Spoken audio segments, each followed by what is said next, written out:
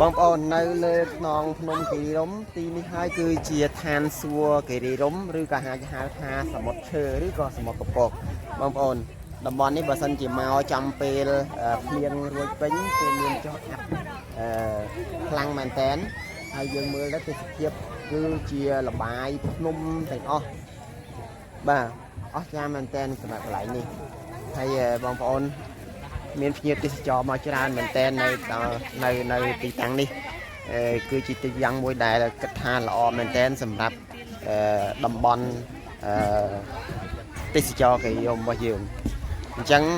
บางปอนมาตุสนาในกี่ดีร่มคอมเพล็กเชียงหรือก็ขั้วมาดาวตีนี่ก็ไอคานรู้กระไหลนี้ชื่อกระไหลมวยได้ประนัดสะอาดให้นังเมียนเพียบเปียติ้งคลังเหมือนเต้นไอเจ้าแสดงคือยังมือเคยในติดเพียบเปรย์เชอร์ได้ในขังกราวมชูนมแต่มาดองจังบางคนต่อ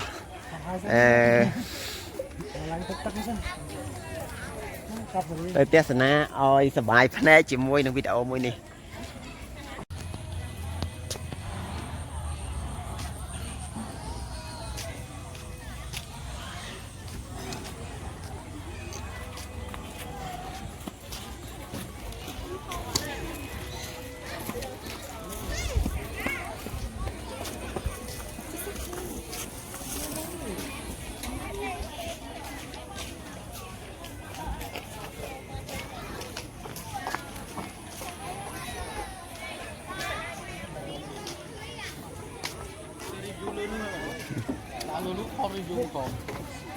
โอเค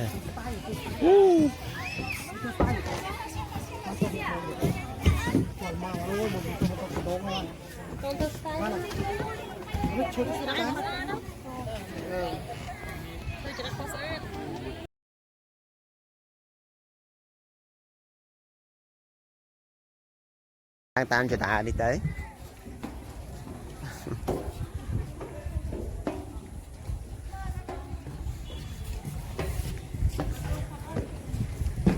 wow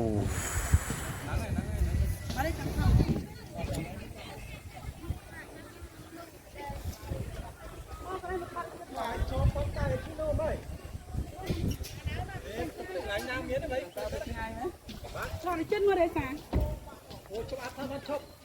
chơi chơi tay chơi chụp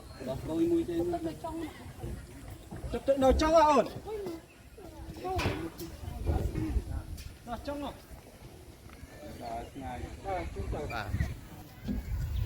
vô biển dương chập đam thẹn lì vào đây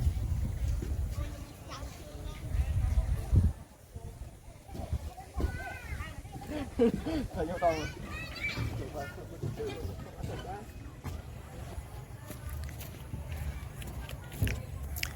បងប្អូនបើបានមកដល់ក្នុងភ្នំគិរីរម្យកុំភ្លេចហួសមកដល់កន្លែងនេះនេះគឺជាឧទ្យានបោះតង់ឬក៏អាចនិយាយបានថាជាឋានសួគ៌គិរីរម្យបងប្អូនមើលខាងក្រោមនេះគឺជាផ្ទៃសមុទ្រឈើដែលយើងមើលហើយព្រឺព្រួចមិនដឹងថាវាមានជំរឿប្រប៉ុណ្ណាទេដែលយើងមិនដែលអាចដឹងមិនដែលបានវាស់ហើយយើងក៏អត់បានដឹងថានីវ៉ូវាកម្ពស់មកដែរប៉ុន្តែបើយើងមើលនឹងភ្នែកគឺជាកន្លែងមួយដែលអស្ចារ្យមែនទែនខាងក្រោមនេះសុទ្ធតែដើមឈើធំធំប៉ុន្តែវានៅក្រោមទាបមែនទែនហើយ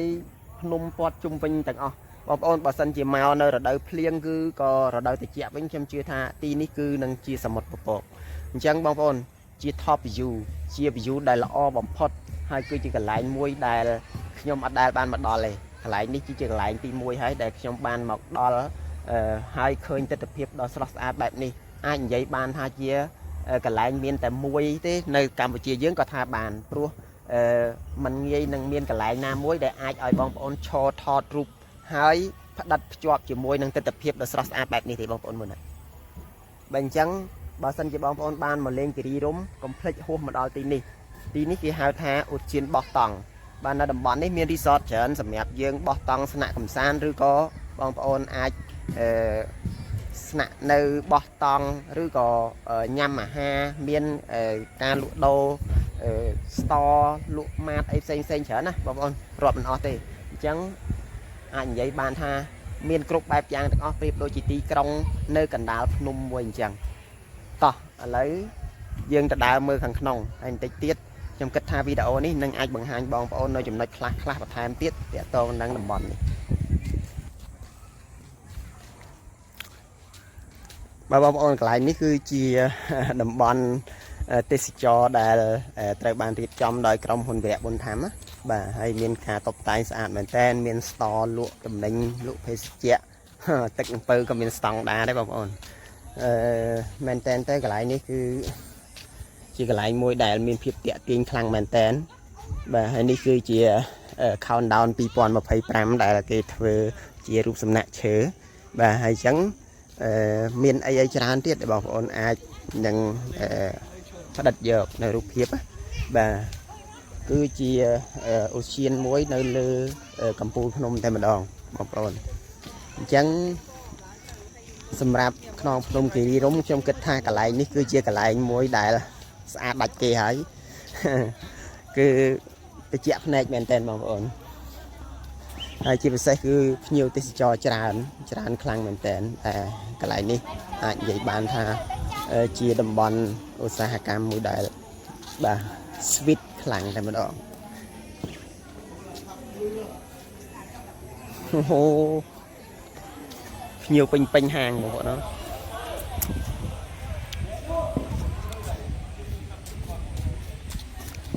បងប្អូននៅទីនេះគឺយើងឈរនៅលើកំពូលភ្នំហើយយើងអាចមើល view ជុំវិញនៅខាងក្រោមអាចមើលឃើញភូមិអ្នកស្រុកអាចមើលឃើញសមុទ្រឈើមើលឃើញសមុទ្រពពកឬក៏ហៅថាខ្សែហុំព័ទ្ធនៃភ្នំជុំវិញណាបាទបងប្អូនអាកន្លែងនេះគឺជាផ្នែកខាងកើតនៃឧទ្យានណាបាទហើយគេធ្វើរបងព័ទ្ធជុំវិញដើម្បីការពារសុវត្ថិភាពសម្រាប់ពួកយើងផងដែរអញ្ចឹងមកដល់កន្លែងនេះយើងមើលឃើញផ្ទះអ្នកស្រុកនៅខាងក្រោមហើយទីធ្លាធំទលាយមែនតើបងប្អូនឧទ្យានបោះតង់មួយនេះគឺអាចនិយាយបានថាជាកន្លែងដែលស្អាតជាងគេបំផុតនោះនៅរោងចក្រក្រហមបងប្អូនមកផ្ទះអ្នកស្រុកនៅរោងចក្រក្រហមឃើញទេបងប្អូនបាទអញ្ចឹងបើយើងមកនៅចំោះភ្នំខាងកើតនេះគឺយើងអាចនឹងមើលឃើញផ្ទះអ្នកស្រុកបាទមើលឃើញដំបូលផ្ទះឃើញទេបងប្អូនបាទអញ្ចឹងខ្ញុំស៊ូមឲ្យមើលមុខនេះទៅនោះមុខអូដល់អាពងសតនោះ